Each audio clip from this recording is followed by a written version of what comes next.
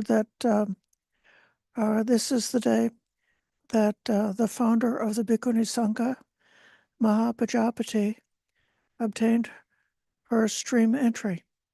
Obtained her full arahantship. She would have already had stream entry as a layperson before obtaining ordination. And then 1 week following becoming a bhikkhuni, she became an arahant.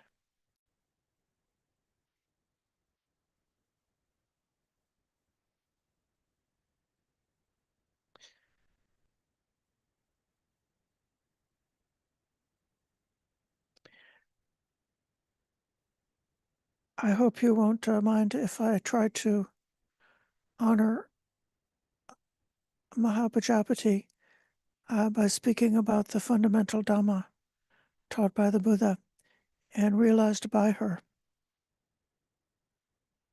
You could say that certainly before ordination and certainly even at the level of one who was had a stream entry or a once returner, it's possible that there could have been some of the dukkha related to society and social roles, gender politics, the difficulty of being accepted, of finding the opportunity to obtain the bhikkhuni form, even the dukkha connected with having a human body, the dukkha connected with being a householder, the dukkha connected with being a mother, the dukkha connected with being a sister and having the death of her sister, Mahamaya, the Buddha's birth mother. But then, as a result of the realization of wisdom along this noble path set forth by the Buddha, these worldly kinds of suffering are vastly diminished and become very insignificant until they disappear completely. And there's no dukkha associated with worldly desire or worldly things, and perhaps only the subtle suffering associated with some kind of a residual self-view or self-conceit, and that then with the obtaining of the full enlightenment, which is something that's available, especially available to one who has taken the monastic form, there's the possibility of the wiping away of those last vestiges of conceit and the obtaining of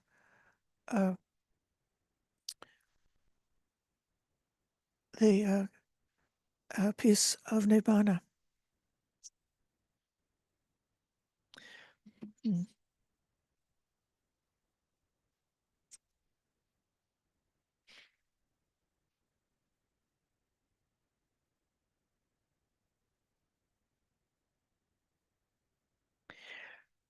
The question I've been pondering, which I am not finding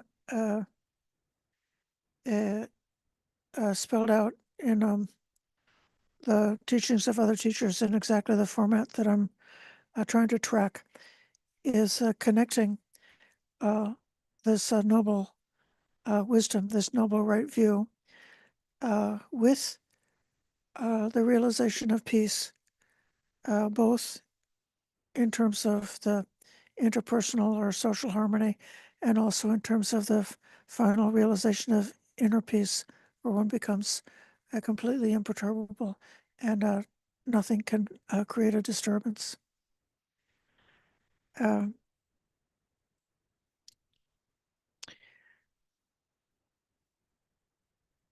it seems uh,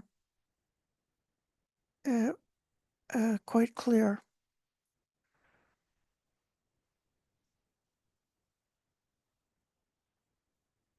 that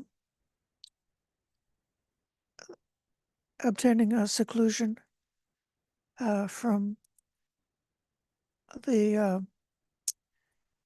five sensual pleasures associated with the five senses, and seclusion from the unwholesome states of mind is something that uh, obtains a very substantial and significant safety from slipping into the kinds of conflicts that can arise based on the five senses and the pleasure of the five senses. Um,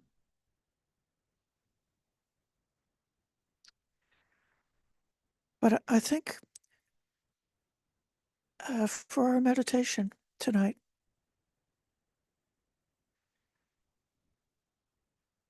I'd like to invite being aware of especially of the five senses, seeing, hearing, touching, tasting, and seeing, hearing, smelling, tasting, and touching.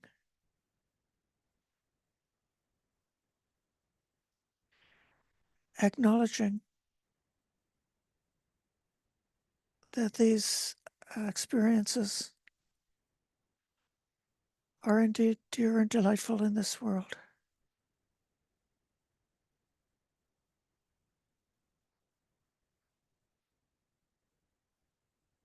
It's when craving arises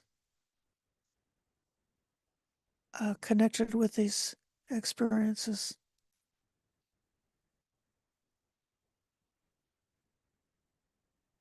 that dukkha arises, and then all the subsequent reactions.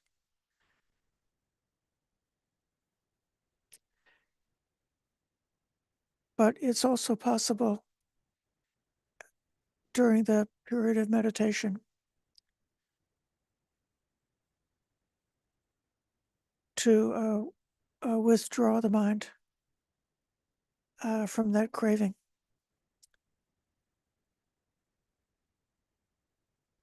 so that a sound is just a sound. The feeling connected to the sound is just a feeling. It's not necessary to go beyond that to develop any kind of mental obsession.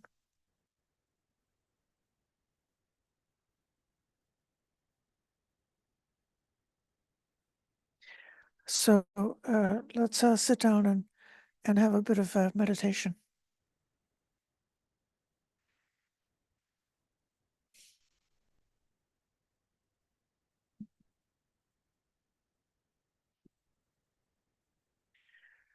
Welcome to come to an upright and balanced posture.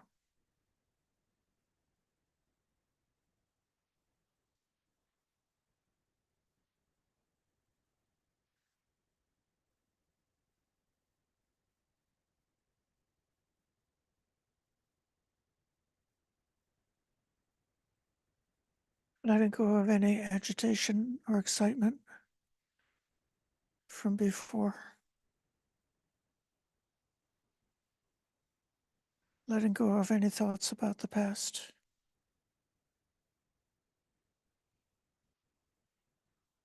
And letting go of any thoughts about the future.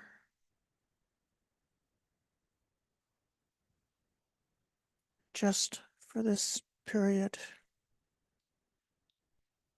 practicing awareness in the present moment.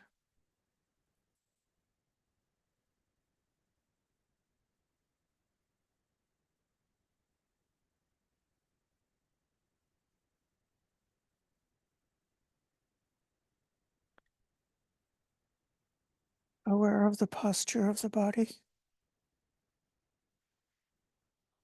with legs crossed on the cushion or sitting on a chair.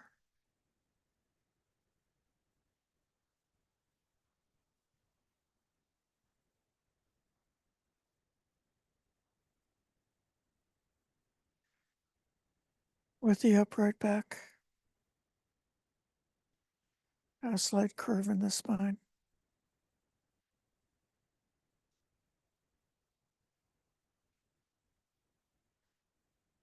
Uprightness that allows the breath to flow easily, breathing in and breathing out, feeling how the breath flows easily from the diaphragm all the way up through the head.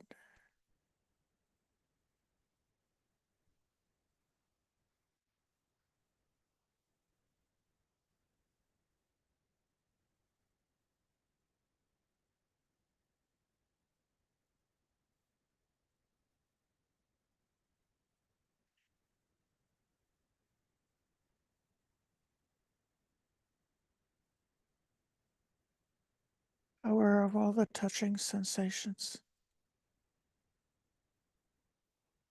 the hands touching, clothing touching the skin, temperature of the air, pressure of the body on the seat or the cushion.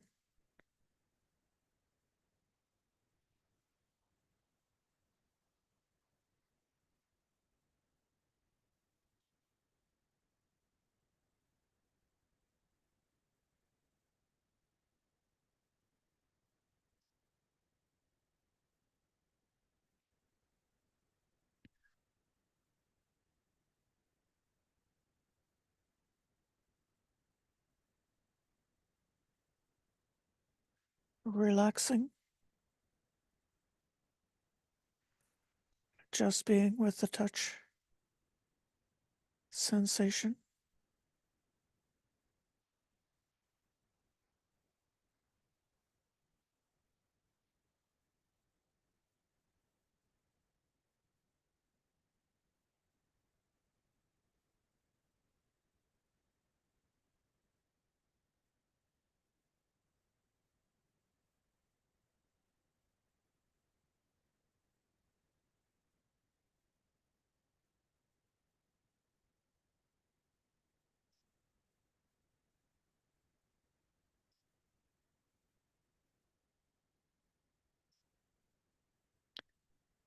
If there's any unpleasant sensation like itching or aching or pain,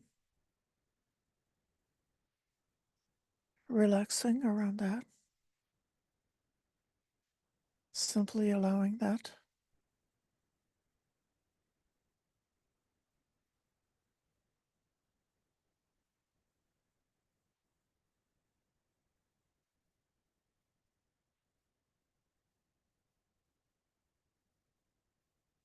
Fully aware of this body and the touching sensations.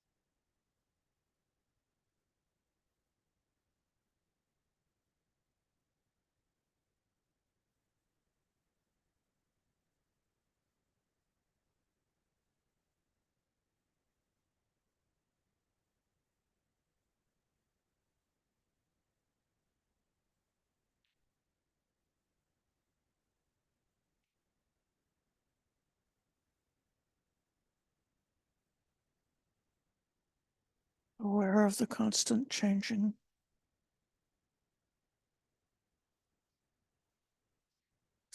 Touching sensation comes and goes.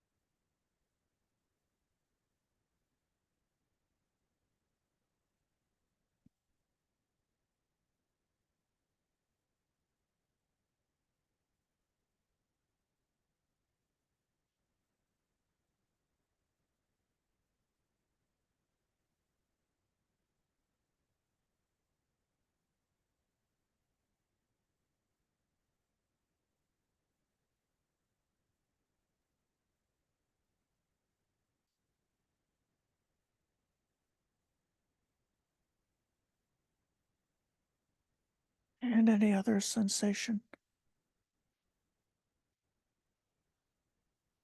like a sound, just the contact, the vibration of sound on the ear,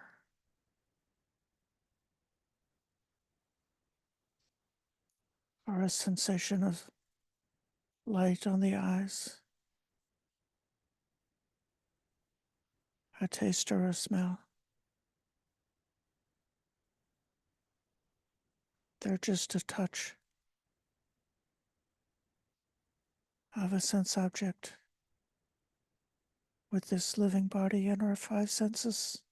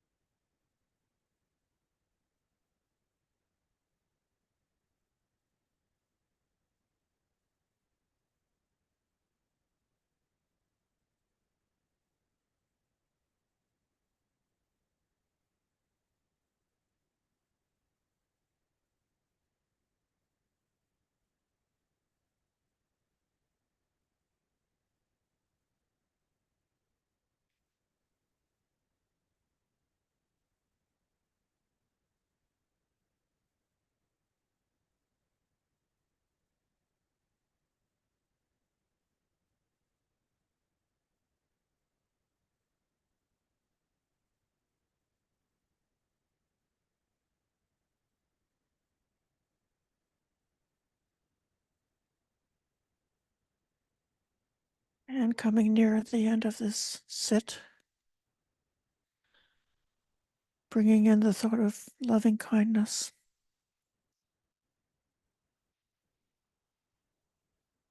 the sixth sense, touching the mind with the thought of kindness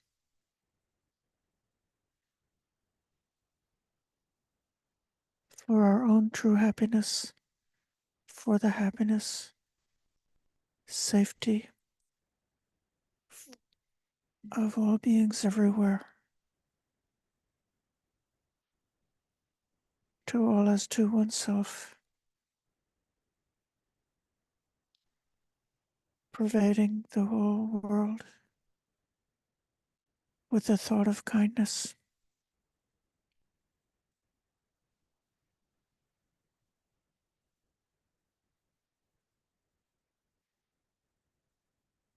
May all be free of hatred. May all be free of ill will. May all be free of anxiety.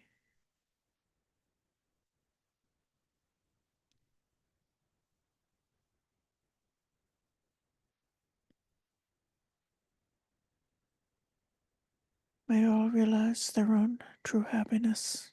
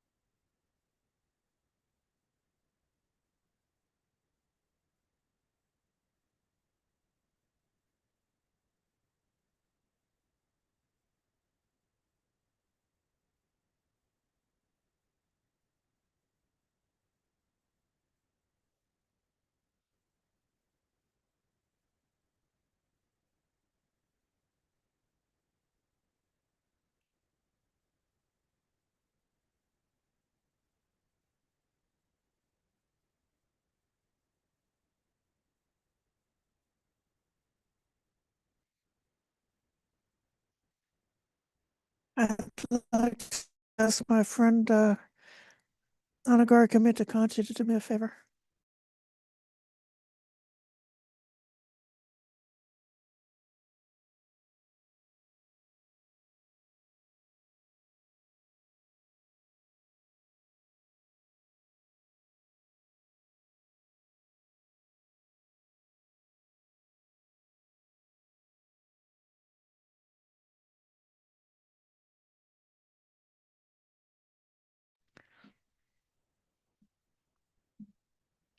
So, uh, it seems that there are several different ways of working with the this contemplation about the sense faculties and the sense basis in terms of developing wisdom. Uh, One uh, aspect is to see the uh, impermanence, the constantly changing characteristic, and to investigate whether or not there's anything to be identified with in the senses. So that's one aspect of it. Another aspect, which is perhaps even more simplified, is simply uh, to experience how, uh, for an average person, it's possible that they spend the entire day involved in various different kinds of projects and activities that are based on um, wanting to make our life be a certain way, wanting to do uh, our duties and to plan our activities and to organize things and to solve all of our problems and so then the mind is continuously on this turning of busyness and to simply let go of the past and future, to uh, not worry about all the things that we need to do or the things that we want to do, and to simply be aware that that's uh, a relief. It's a way to take a rest and for the mind to heal from its uh, the stress of this constant activity, this constant thinking. Uh, the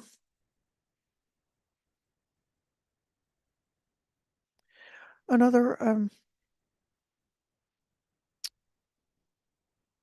uh, aspect uh, is to be able to discern how craving attaches itself to the uh, experiences that we have that are based on the material body, based on the five senses. Uh, in the Mahasatipatthana Sutta and the Satchivibhanga Sutta, where the explanation is given about uh, the arising of dukkha, it goes through the six senses and as well as different aspects of mentality. But it starts with the sense faculties with the statement, "The eye is dear and delightful in this world." Uh, when craving arises, the craving settles there on the eye. The visual object is dear and delightful in this world. When craving arises, it settles on that visual object. It settles down there and stays. Uh, and the contact, uh, the feeling the perception arising from that contact with the eye. When craving arises, that's where the craving happens. That's where it settles down.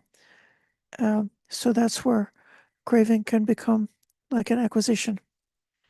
Uh, so for those of us who might still be uh, subjected to unskillful thoughts based on craving, we could see how it can happen that there's some sensation, and even at a level that we're not even fully aware of the process, that that sensation makes us think of something, and then we think of something, and then the mind is off to the races, um, um, projecting or imagining some scenario.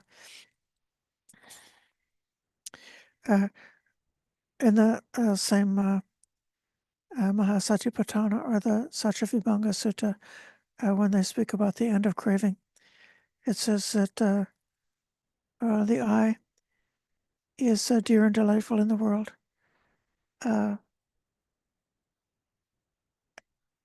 When craving doesn't arise, it doesn't arise there with the I. So the very same moment with the sense faculties is a starting point where a skillful observer who's really trying to, seeking for the wisdom to understand the nature of this mind and the nature of our mental process, can see how the mental acquisitions, the conceit, the craving, how it's all launched based on starting from this um sentient body and the sense faculties. So I've come to be quite interested in having the meditation on those objects. Uh, these the sense faculties, the corresponding object, the contact, um, and the feeling that arises from that um, is part of the sequence of dependent origination. It's sort of the middle section of the sequence of dependent origination. So if one is doing the meditation of the contact of the senses, uh, you have an opportunity perhaps to observe in real time how that part of the sequence of causation is happening within yourself from that observation. Uh, I want to give another,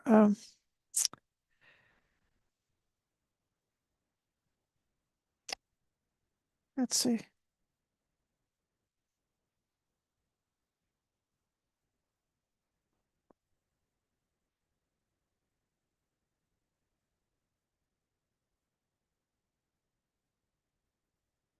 Here we go.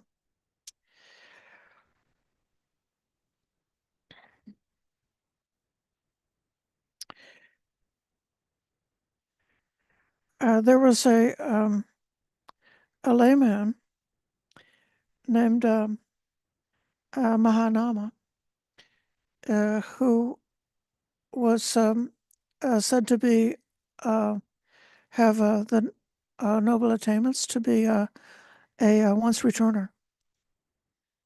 Uh, and he approached the Buddha and said, Venerable Sir, I I know the danger in the upakilesas, in greed, hatred, and delusion.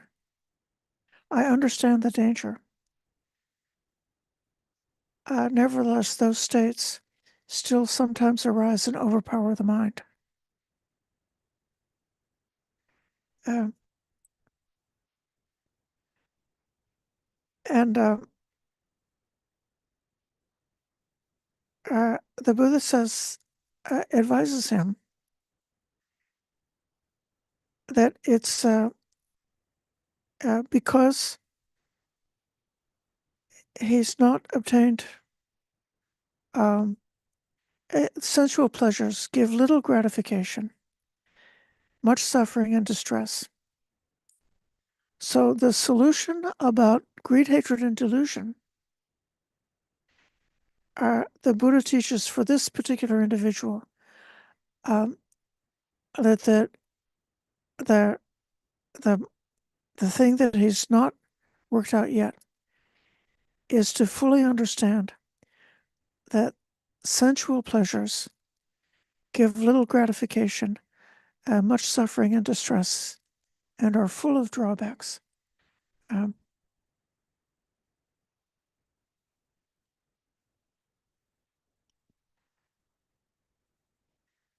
I even want to read you a bit from this sutta.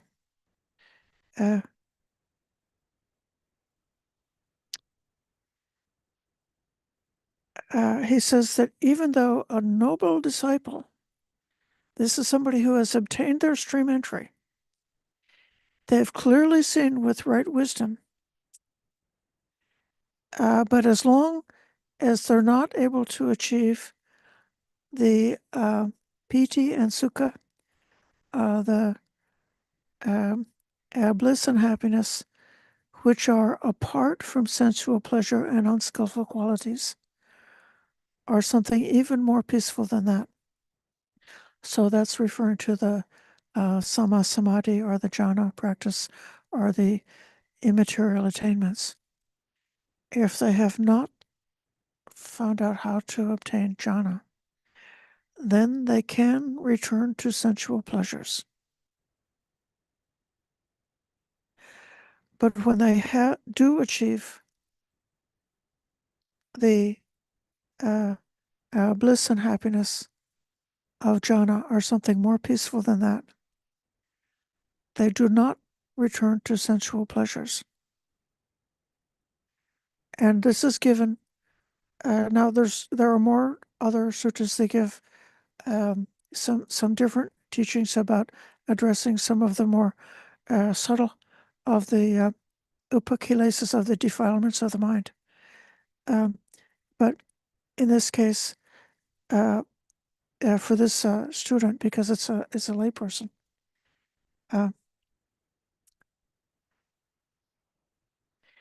and this sutta gives a wonderful riff about sensual pleasure, which I think is meaningful because you think of people who haven't read the suttas might think of sensual pleasure being just like taking a bubble bath or eating some chocolate or something like that, or something that's or attending a concert with some very beautiful music, or going to an art gallery and seeing or something really beautiful. That's a sensual pleasure, but it's associated in this case with the household life. So the drawback of sensual pleasure is that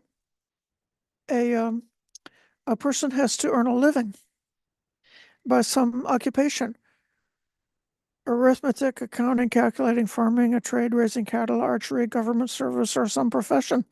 And then while they're earning a living, they're subjected to cold and heat and discomfort, flies, mosquitoes, wind, reptiles, dangers, and so forth.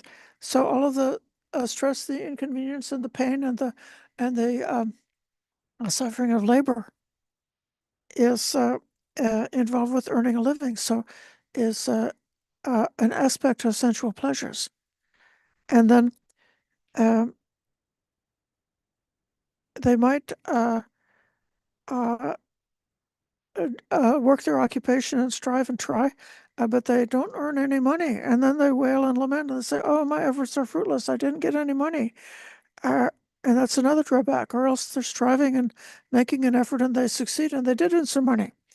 And then they have the pain and sadness of trying to protect their money, thinking, how can I protect my wealth from being taken by rulers or bandits, consumed by fire, swept away by the flood, taken by unloved heirs? Um, uh, or even if they manage to uh, make that effort, maybe it will be lost in one of those ways. And then they sorrow and lament about that. What I had was gone now.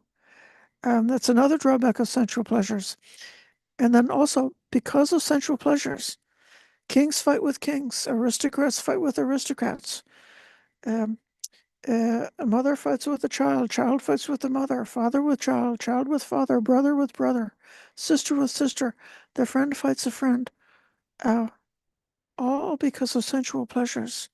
And they start quarreling, arguing, disputing. They attack each other with fists, stone, rods, and swords, resulting in death and deadly pain. That's all a drawback of sensual pleasure. For the sake of sensual pleasure, they put on their sword and shield, fasten their bow and arrows, and plunge into a battle, massed on both sides, with arrows and spears flying and swords flashing.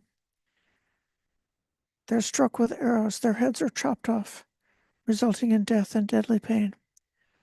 That's the danger of sensual pleasures. Or it might be that they commit crimes uh, resulting in being caught and punished. Or if they didn't get caught and punished in this life, then they could be reborn in a woeful space, uh, and so on. I mentioned this uh, because the entire um, materialistic world, the world of accumulating the material things that we need to keep our life not just at the survival level, but at something a little bit better than basic survival level. That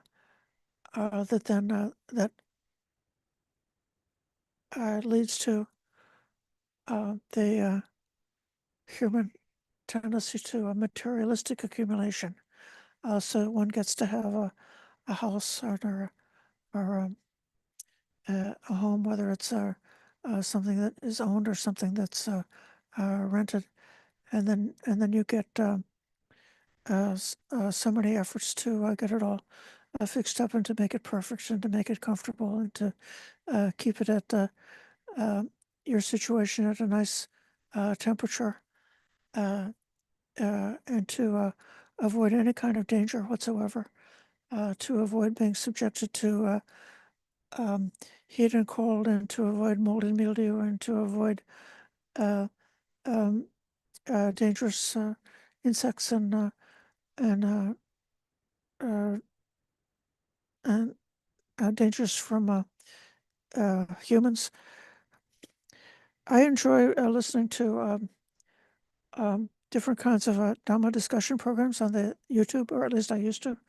But now the YouTube feeds advertisements, and I've learned from looking at the advertisements about the obsessions of the world that it could be that some kind of a thug would attack you and and beat you up in front of your family, and then you would feel sad for the rest of your life because you allowed yourself to be robbed in front of the family because you had not learned how to use some product they're selling that would defend you against that attack, or else um, you could find that your body is sluggish and painful or unhealthy in 1,001 different ways, and there's 1,001 different kinds of herbs and products that you can buy or consume that will cause the body to be um, vital and happy and strong and perfect. So we see all of these things that are being sold to the advertisements are based on uh, creating the fear of losing something associated with the safety of the body, uh, or else um, providing some kind of a delight, which would be creating some kind of materialistic delight of the body. Uh, if you encountered a Buddhist bhikkhu or a bhikkhuni who had those kinds of obsessions, you would probably feel disappointed, like they were not practicing the way a bhikkhu or a bhikkhuni should practice. Uh, for a person who's a householder, I believe that the world might expect you to have those obsessions and to pursue those different kind of pursuits. And if a householder has realized some kind of wisdom and lost interest in those kind of pursuits, and uh, then they would be uh, not the average kind of person, but it is possible to uh, uh, live the household life um, with seclusion from the craving for sensual desire, sensual pleasures. Uh, but if one obtains jhana, uh, that's a kind of a pleasure which is apart from kama. Uh, and so that will be a wonderful protection from that whole realm of danger. And so the practice of meditation can all by itself help to actually naturally cure and cause the dropping away of a very big percentage of the tendencies that would lead us to being internally not peaceful and being uh, externally in a state of disharmony or a state of war and conflict with the world and with those around us. Uh, it is possible that a person can obtain that seclusion from sensuality without, however, developing wisdom. And they might just be able to obtain meditation, which is very happy. And then when the meditation comes to an end, they'll feel sad. So merely obtaining meditation and thinking this is blissful, this is sublime, the enjoyment of the blissful state of meditation, that by itself is crude and is not yet the goal and not really the way to the ultimate peace. Um,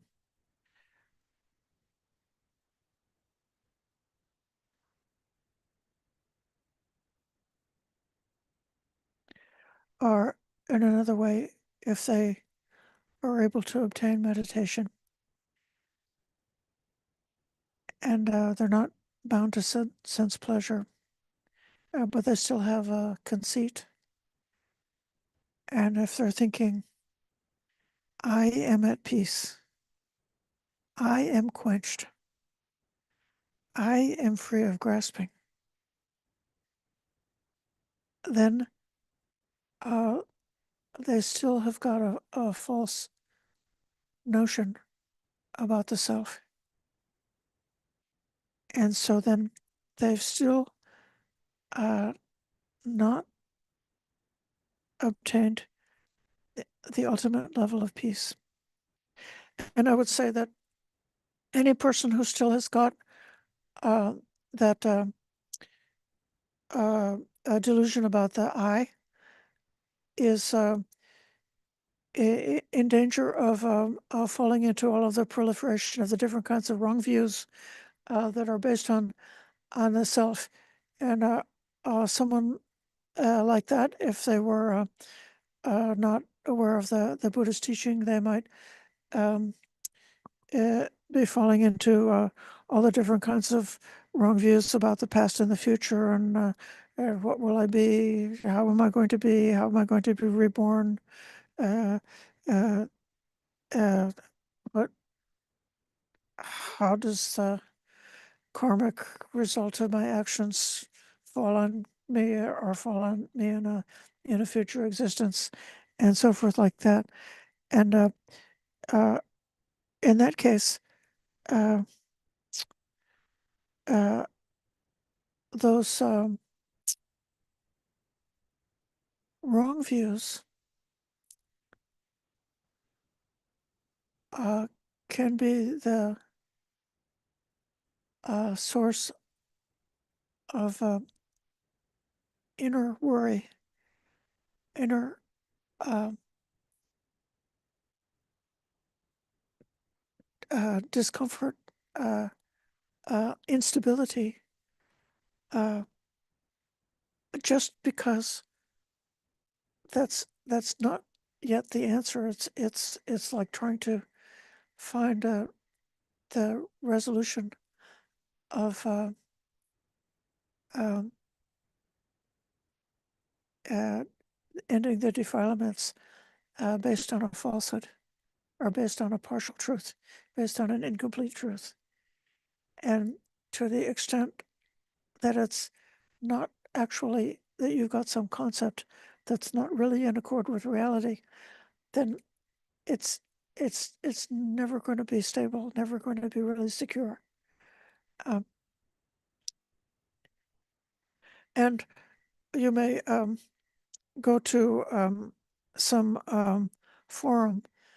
Um, it used to be that there were places where different religious seekers would go in some park or something, and they would have debates with each other, as which could sometimes arise into severe quarrels. And so then we may, if you've not yet found, if you're still caught up in some kind of system of thought that's still got this self-conceit in it, then you may uh, find that that self-conceit is the basis for quarreling. We don't have any, I'm not aware of work around here where spiritual seekers go to discuss their ideas. But I also use the computer, so I know that on the internet there are several different forums, and people can get quite sharp and cruel, even nasty to each other, and even in Buddhist forums based on their opinions. Um, and I would say that uh, it's difficult to know. Really, if you meet somebody face to face, you could find that actually they're tender and nice. It's just that their way of writing is appears to be harsh. Uh, but to speak in a way that's to actually quarrel about opinions would not be manifesting the qualities that we would expect from someone who has um, obtained the noble attainments. We would expect uh, a person like that who is on the noble path, on our path, following the teachings of the Buddha, to be um, most interested in hearing the authentic explanations of the Dhamma and taking a strong interest and finding delight and confidence, and that in any kind of conversation about the Dhamma, that it would be also imbued with a kind of a kindness and tenderness towards other seekers and towards those who are trying to find a way, trying to understand.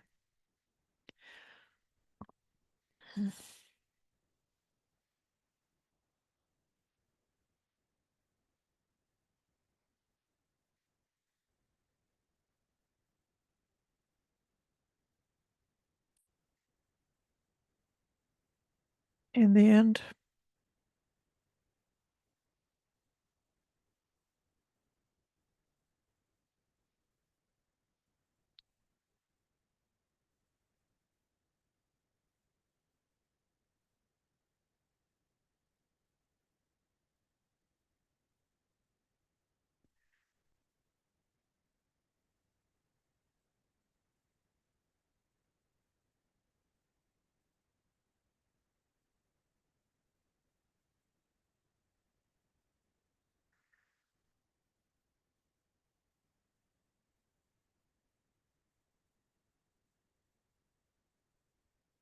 when we really realize what these teachings are pointing out, a lot of the um, dualities, the puzzles about existence and about the self will be resolved, and we'll simply see the origination and cessation of the world and all the factors in the world, so that then in our meditation, uh, whether it be focusing on um, the sense bases of their corresponding objects and the experience that arises from that, those will be seen in terms of origination and cessation, or else whatever experiences one may have in meditation, uh, that they may be experienced in terms of the um, the five aggregates or something, that will be seen in terms of cessation, of origination and cessation. Um, and when we see that passing away, that's the complete um, cessation of dukkha. And that's where the ultimate peace comes to be.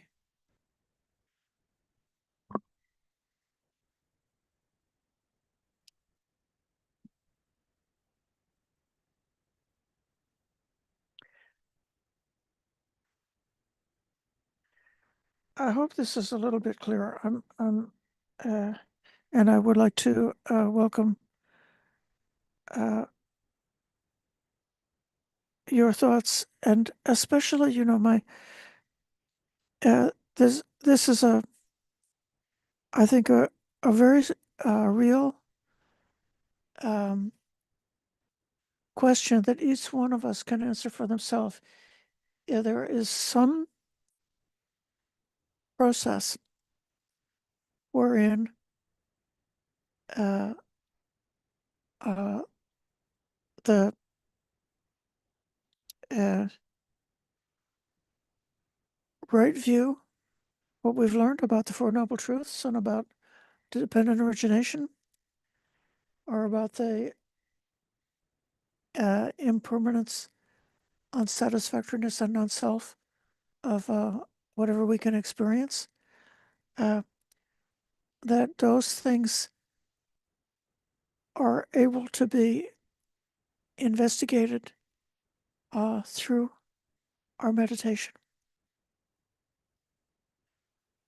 Uh, that there's the possibility of insight arising in meditation. And with that insight comes to be this psychological transformation whereby the entire obsession, what I described at the beginning of this talk, starting with sense pleasures and um, uh, uh, sensual desires, culminating in going to war and waging a battle, that process becomes impossible, that one just lose interest in conflict and come to be beyond conflict. So I would be really interested in hearing anybody's actual personal knowledge about how this practice of Buddhism has made you go um, beyond engaging in any kind of conflict.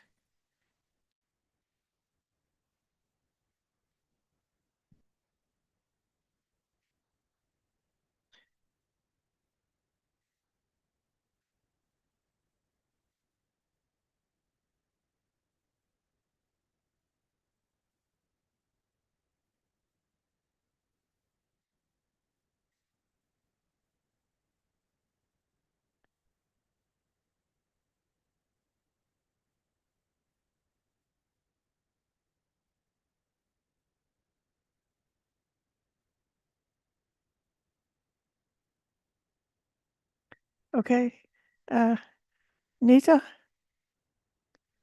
Um, yes, this is Saket here. Um, I just wanted to share that in terms of um, helping me with conflict, I think a lot of the trigger areas where I would often get triggered, both with my family and at work, I found um, the Buddhist teachings to help me figure out when to sidestep or when to step away. For example, with my dad, I'd often have, that things would get heated and I would get sucked into it. And but I remember just a couple days ago, we were getting into exactly that same kind of cycle, and I found that I was quickly able to figure out that the cycle is about to start, and I said, why don't we speak later when um, we are calmer and maybe roses can come out of our mouths instead of thorns. And Mhm. uh, and then the next day when we met, I wasn't sure whether it'll again be thorns, but it was actually roses the next day, and we could have a good conversation. So I think this has really helped me. Maybe my toughest relationship has been with my dad in my life, and it has really helped me work and improve and cement that. That's a wonderful, wonderful example. Thank you for sharing that.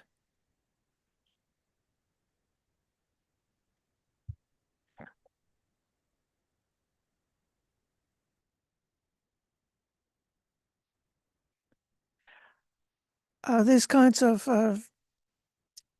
family conflicts are conflicts with our best friends, those who are close to us, uh, are sort of a different scale from purely materialistic conflicts, more social in nature. But nevertheless, our very existence, our very like our security of our existence, most humans naturally uh, want to be loved and to be loved and appreciated by their family. And so, if there's a family and where that's uh, not happening, that can provide a very severe and dangerous psychological stress. Uh, so then there's a lot of urgency to take care of it, and it's good to take care of it. I'll call on Richard and then Mita Kanti.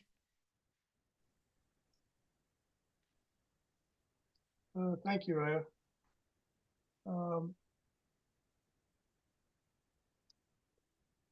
Many years ago, a friend of mine had been in India. We had been monks together, and he came back from India and he was ill and didn't have any place to stay. So I brought him to my apartment, uh, which was like a little apartment in the back of a residential home in the backyard, kind of like an extension of the garage. And I was bringing him to the free county hospital and stuff to get treatment. And he was just there for a couple of days until I found some place else where he could move to. But the boyfriend of my landlord, an older man that lived there with her, suddenly came to the door and started knocking on the door. And I opened up the door, and he was a alcoholic, and he was very upset and complaining that I had my friend staying there. And, even though it was for a couple of days, uh, you know, he actually had no authority there. His girlfriend owned the property and everything. So I just kind of stood there, and he kept going on, and he was calling me all kinds of horrible names and nasty names and everything. And I just kept going on. And at a certain point, he began to wind down a little bit. And I said, what is the problem? Do you think I'm not paying enough rent? Why don't we go ahead and raise the rent by this amount? And then that kind of like just calmed him down, and he just turned around and left. And so I closed the door and I went back in the room and I turned to where my friend was standing some feet behind me in the apartment. I guess he was totally concerned about what was going on. And I wasn't even thinking about speaking about it or anything. I just said, okay, that's done with. And he says to me, I was totally amazed by how you remained totally calm and everything, no matter what he was saying and doing, and how upset and angry he was, and all the horrible names he was calling you and everything. And so I would attribute that to the Buddha Dharma. But anyways, and another thing, I've mentioned it here before. I don't get angry very often, but when it does happen,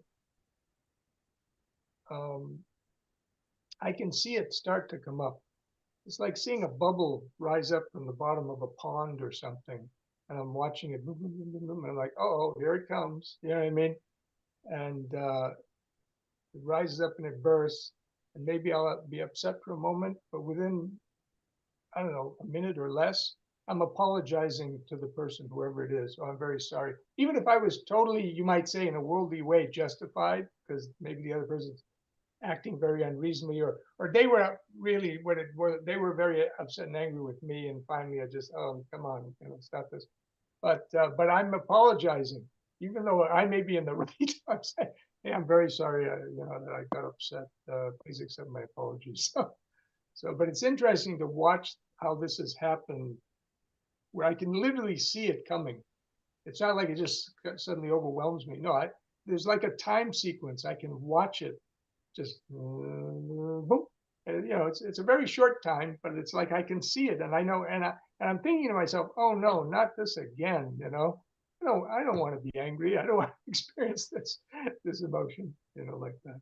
But anyways, that's two things I can think of. Anyways, thank you very much for listening. Okay, thank you for that story.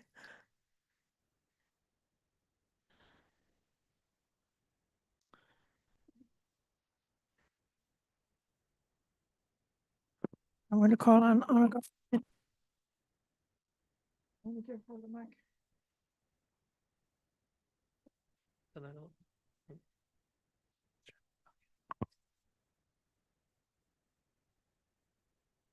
Thank you, Ayya. This was something that occurred during the meditation, but attending to each of the senses, it made me think of the teaching on the contact, which is the object and the consciousness and the attention coming together and creating the feeling. And what was interesting was like watching that and perceiving it like as being created in real time, like just kind of like, because before I put like my attention on the body, the feeling there wasn't there, and it's kind of just like being created in real time. And then when we did the metta, it was like, oh, there comes the intention, and there comes the feeling, and the attention goes together, and it's like being created in real time. And I just thought that, yeah, that perception, I could see how that would sort of take it could like maybe, if it was developed, take the sort of the spark out of a lot of the senses, I guess, because you can kind of see how they're a bit like just kind of arbitrarily popping into existence when we attend to them, and then just kind of popping out when we're not attending to them. So anyway, that was what I was thinking about. So this close observation of the sequence of the phenomenon that goes into one mental experience. Somebody who has not practiced meditation and not learned through doing that close observation, then might just experience, this is something bad or something, whatever it is, and then it's just in effect one creates a self, because you create as like an object that's just one thing, and not seeing all the different parts that are coming together to create that impression or that experience. And so then instead of seeing a flow of complex shifting shapes that come together integrate together into an experience, you see it as a thing.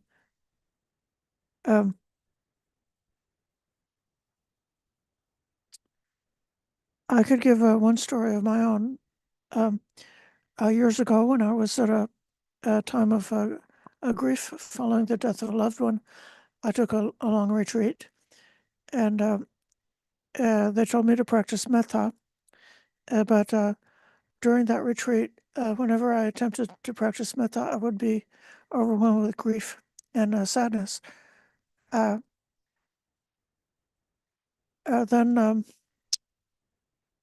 eventually, there were not a lot of books at that retreat center, but I picked up one book, and it said in the very first page or something, it said, sometimes when you practice metta, some meditators will be overwhelmed with grief, and they should just like push through it and just keep practicing. But don't be surprised. So then, during the last Q&A at the very end of that long retreat, I was overwhelmed with a strong sense of a resentment and a desire to sue the center, because they had not given me a fair warning that the practice of metta could cause the uprising of grief. and I was just kind of, I wanted to put my hand up, and in a Q&A session and say, j'accuse, and accuse the teacher of malpractice. but then just even like during that time, and it was because of, at that time, at this stage of my practice, because of having had so many actual weeks of mindfulness, what happened was that right within it, I began to see the back and forth of the thoughts and the feelings, and how the whole thing was rising up and accelerating, and my resentment was replaced by fascination to see how, I could see exactly in real time that, like I heard the teacher at the time said something that was through the ear, and then there was a feeling, and then there was a story, starting to percolate, and the whole mental process that was leading to all that proliferation of thoughts and synergizing into like a grudge. And so then be simply learning how to observe closely and carefully what the process is, then makes it falls apart. And this is the way in which Dhamma Vichaya, or the investigation of Dhammas, is one aspect of it, is to have those. It's like the self. It's the self conceit falls apart, and it's just a flowing of a process.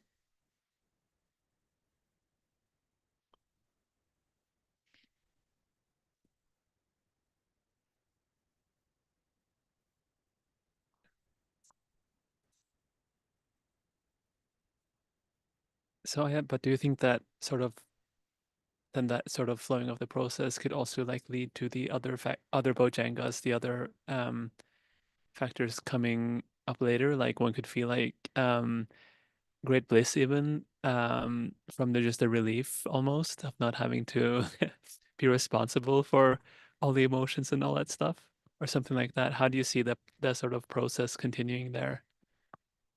Yeah.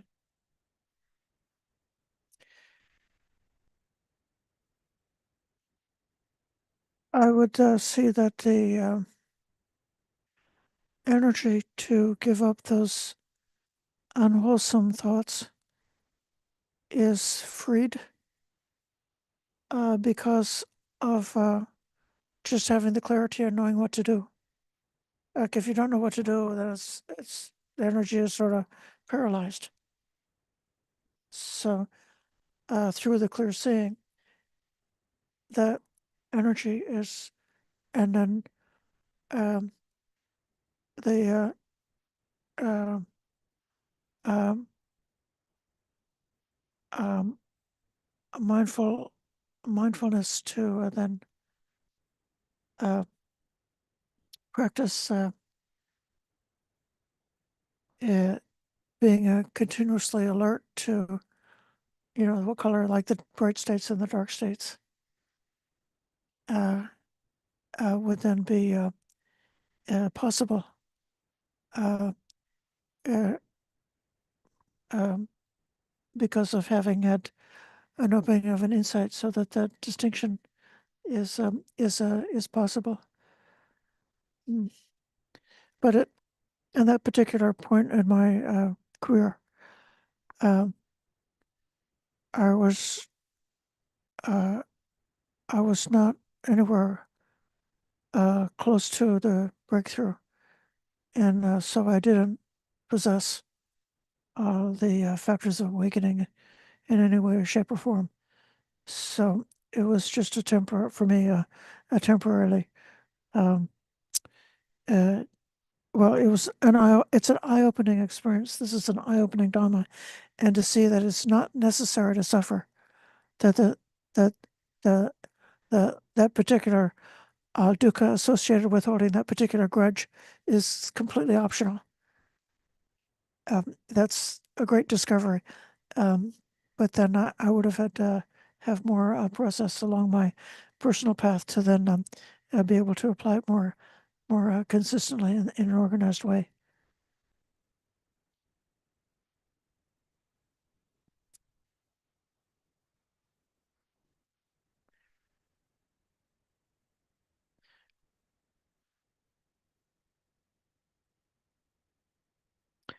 Okay, this may be enough. We've used our time, and we can close by giving respects to the Buddha, Dhamma, and Sangha.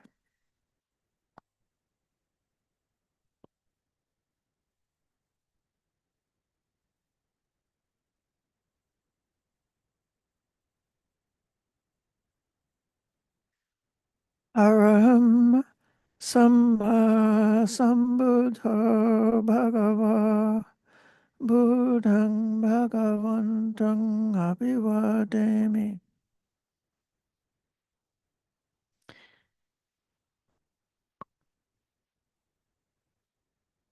Svakato Bhagavata Dhammo Dhammang Namasami.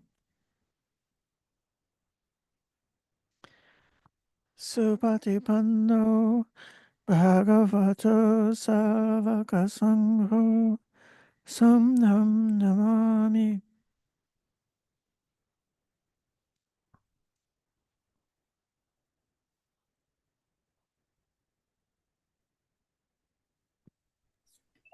Thank you, Ayya. We bow Okay. to our teacher. Sampai Buddha Bala Bhatta Pachikananjia Bala Arahantananjita Rakan Pantami Sabasa. Thank you, everyone, for your patient listening today. Good night, Ayya. Yeah. Good night. Thank